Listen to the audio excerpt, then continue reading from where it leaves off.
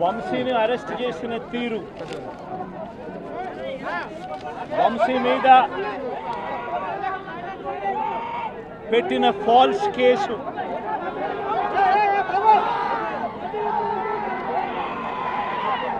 నిజంగా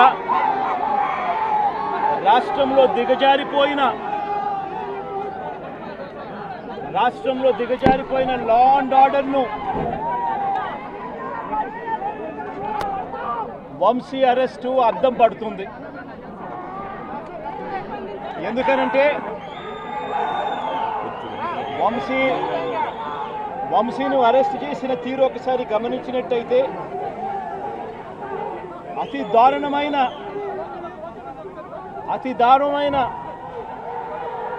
law and order break down కనిపిస్తుంది. ఒకసారి గమనించినట్టయితే ఈ కేసులో గన్నవరం పార్టీ కార్యాలయంపై దాడి జరిగింది అని చెప్పి ఫిర్యాదు చేసిన సత్యవర్ధన్ అనే ఈ వ్యక్తి, గన్నవరం తెలుగుదేశం పార్టీ ఆఫీసులో కంప్యూటర్ ఆపరేటర్గా పనిచేస్తూ ఉన్న సత్యవర్ధన్ అనే ఈ వ్యక్తి, ఫిర్యాదు చేసిన ఇదే వ్యక్తి సాక్షాత్తు తానే జడ్జి గారి సమక్షంలో జడ్జి గారిచ్చిన సమన్లకు పోలీసుల ఆధ్వర్యంలో ఆ సమన్లు అందుకొని జడ్జి గారి దగ్గరికి వచ్చి జడ్జి గారితో తానిచ్చిన వాంగ్మూలాన్ని ఒకసారి గమనిస్తే ఆ వాంగ్మూలంలో ఆయన చెప్పిన మాటలు ఏమిటి, చివరికి ఈరోజు వంశీ మీద పెట్టిన ఫాల్స్ కేసు ఏమిటి, ఇదే సత్యకుమార్ అనే వ్యక్తి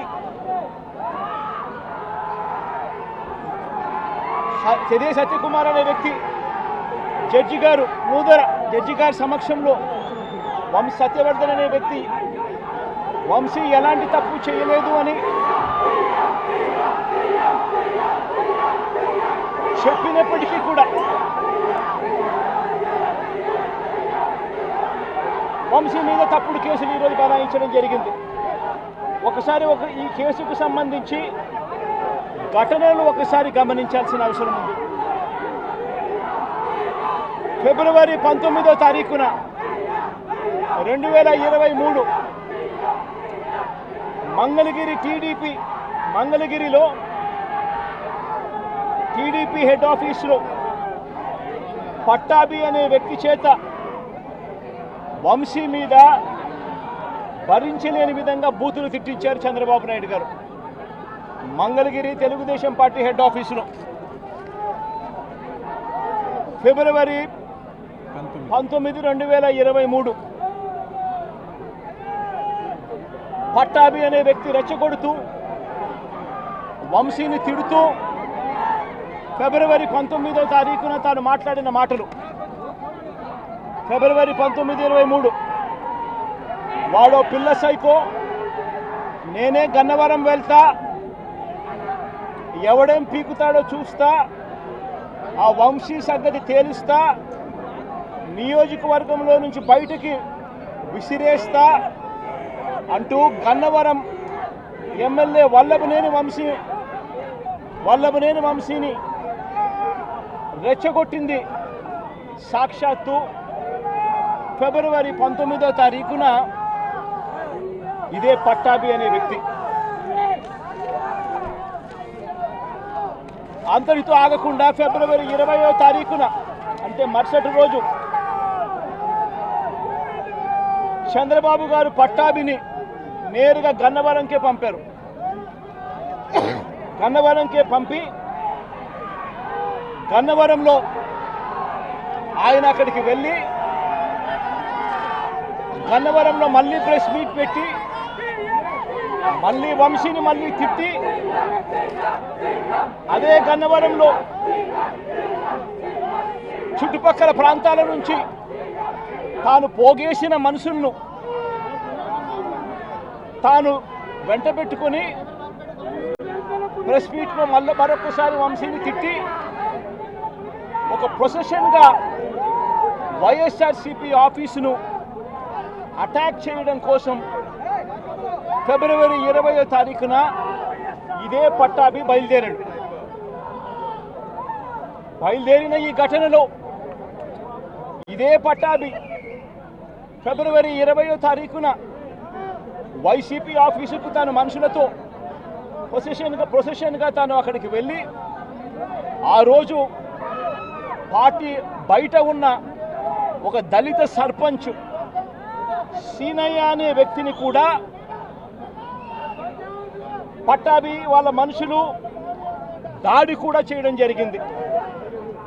ఈ దాడి జరుగుతూ ఉన్న నేపథ్యంలో ఉద్రిక్తతల మధ్య పోలీసులు కూడా నిర్వహించేదానికి విశ్వ ప్రయత్నం కూడా చేశారు.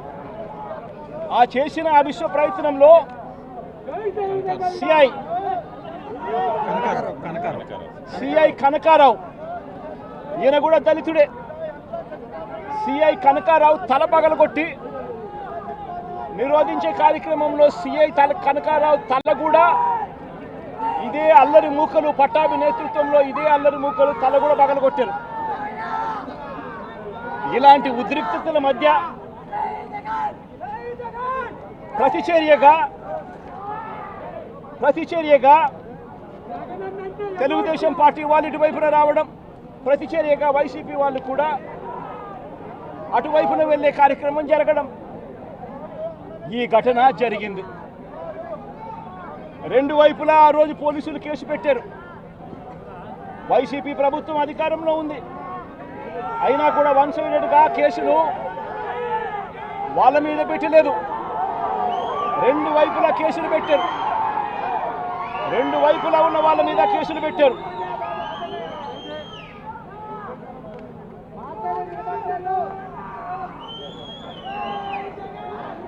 తర్వాత గన్నవరం ఘటనకు సంబంధించి అప్పటి పోలీసులు సుమోటోగా టీడీపీ పార్టీ మీద వైసీపీ పార్టీకి సంబంధించిన వాళ్ళ మీద ఇద్దరి మీద కేసులు పెట్టారు. ఇదే సమయంలో టీడీపీ వాళ్ళు 3 కంప్లైంట్స్ కూడా ఇచ్చారు, అవి కూడా తీసుకోవడం జరిగింది. కానీ ఈ ఘటనలన్నీ కూడా టీడీపీ ఇచ్చిన కంప్లైంట్స్లో కానీ ఆ రోజు ఇచ్చిన కంప్లైంట్స్లో కానీ పోలీసులు పెట్టిన కేసుల్లో కానీ ఎక్కడా కూడా వంశీ పేరు లేదు.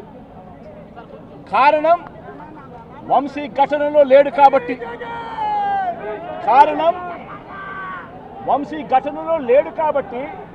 ఘటనా స్థలంలో తాను లేడు కాబట్టి వంశీ పేరు ఎక్కడ ఎవరు కూడా చెప్పలేదు. తెలుగుదేశం పార్టీ ఇచ్చిన కంప్లైంట్స్లో కానీ పోలీసులు పెట్టిన కేసుల్లో కానీ ఫిబ్రవరి 22వ తారీఖున అంటే ఫిబ్రవరి 20వ తారీఖున ఇది జరిగింది. ఇది జరిగిన 2 రోజుల తర్వాత గన్నవరం టీడీపీ ఆఫీస్ ఆపరేటర్గా డేటా ఎంట్రీ ఆపరేటర్గా పనిచేస్తా ఉన్న సత్యవర్ధన్ అనే ఈ దళిత యువకుడిని మంగళగిరిలోని టీడీపీ ఆఫీసుకు చంద్రబాబు నాయుడు గారు మనుషులను పిలిపించుకొని ఈ సత్యవర్ధన్ అనే వ్యక్తి ద్వారా మరో కంప్లైంట్ కూడా ఇప్పించారు. తెల్లటి కాగితం మీద ఆయనతో సంతకం తీసుకొని మరో కంప్లైంట్ కూడా ఇప్పించారు. దాని ఆధారంగా ఎస్టీ ఎస్టీ కేసు కూడా పెట్టారు. కానీ ఆ ఇచ్చిన ఆ కేసులో కూడా, ఆ సత్యవర్ధన్ ఇచ్చిన ఆ కేసులో కూడా అప్పటికి కూడా వంశీ పేరు ఎక్కడా కూడా లేదు. కారణం వంశీ అక్కడ లేడు కాబట్టి, ఘటనా స్థలంలో లేడు కాబట్టి.